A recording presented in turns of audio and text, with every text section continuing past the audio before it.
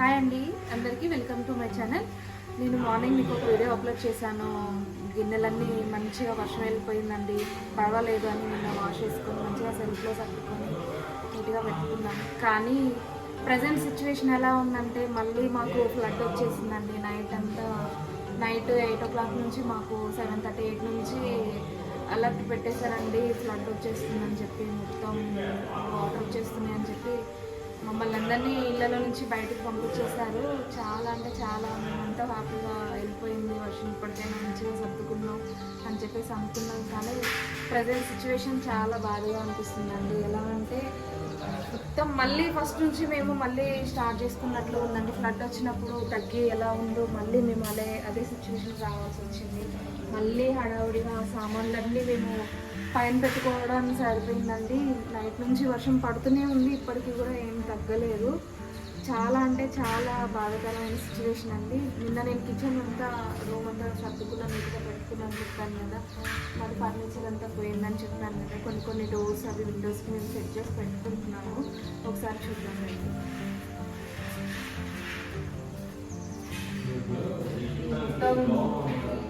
Mess door ఇవన్నీ okay అని చెప్పి మేము పెట్టుకున్నామండి. నిన్న నేను కిచెన్లో మంచిగా నాకు ఎంత ఇష్టంగా నీట్గా పెట్టుకున్నానో మొత్తం మళ్ళీ తీసేసి మళ్ళీ మేము నైట్ అంతా హడావుడిగా మేము అసలు ఒక నిద్రపోవడం అంటే ఏంటో అనేది తెలియట్లేదండి. ఫ్లడ్ మళ్ళీ నైటే మొత్తం తీసేసి మళ్ళీ పైన సర్దుకున్నామండి. చాలా అంటే చాలా బాధగా అనిపిస్తుంది. ఈ వర్షం వల్ల చాలామంది, నేనే కాదు మాతో పాటు చాలా మా ఏరియాలో ఉన్న వాళ్ళందరూ స్ట్రగుల్ అవుతున్నారు. ఇంకా చెప్పాలంటే ఎవరు కూడా ఇళ్ళలో ఉండట్లేదండి. అందరూ భయంతోనే షెల్టర్ ఇచ్చారండి, ఆ షెల్టర్లో ఉండిపోతున్నారు. తినడానికి ఫుడ్ అనేది డొనేట్ చేసుకుంటూ ఈ మా బాబాయ్ అండి, ఎవరో కాదు, ఈ మెస్టోర్ది పాడైపోయిందని చెప్పి మేము ఇది మా బాబాయ్ చేస్తున్నారు. మొత్తం మళ్ళీ మేము మా ఫర్నిచర్ అంతా పోవడం వల్ల మళ్ళీ మేము కొత్తగా అవన్నీ సెట్ చేసుకోవడం జరుగుతుంది.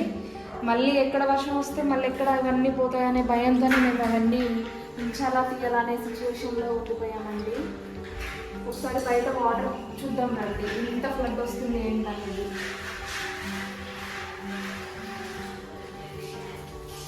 ఇది మొత్తం మా ఇంటికి ముందే అండి, ఎంతో డిస్టెన్స్ ఉండదు. ఇంకొంచెం ఫ్లోటింగ్ వస్తే మా ఇల్లు ఇంకా మళ్ళీ మునిగిపోయే ఛాన్సెస్ ఉన్నాయండి.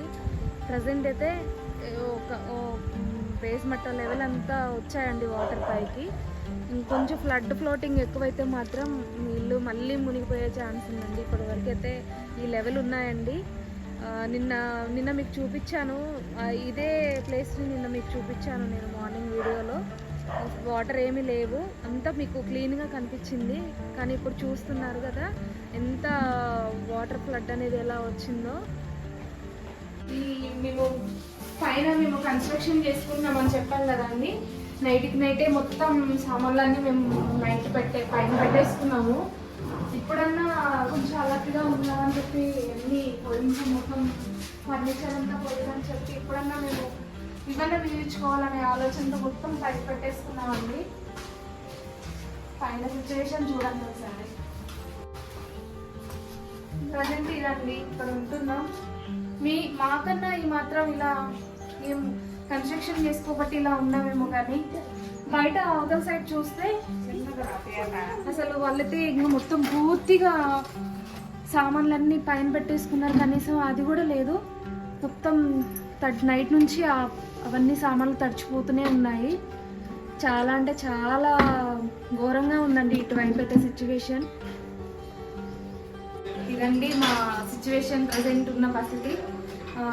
అన్నీ మేము వర్షం వెళ్ళిపోయింది పర్లేదు అనుకొని చెప్పి మేము నీట్గా అన్నీ వాష్ చేసుకొని మళ్ళీ అన్నీ మేము సెల్ఫ్లలో అన్నీ నీట్గా పెట్టేసుకున్నాం. కానీ ఇప్పుడున్న సిచ్యువేషన్ ఏంటంటే మళ్ళీ ఫ్లడ్ వస్తుంది కాబట్టి మళ్ళీ రీస్టార్ట్ మళ్ళీ పైన పెట్టుకొని మళ్ళీ ఇప్పుడు చూసారు కదా ఎలా ఉంది, ఏ పరిస్థితిలో ఉన్నాం అన్నది. ఓకేనా? నా వీడియోస్ కనుక మీకు నచ్చినట్లయితే ప్లీజ్ లైక్ చేయండి, సబ్స్క్రైబ్ చేయండి, షేర్ చేయండి. Thank you.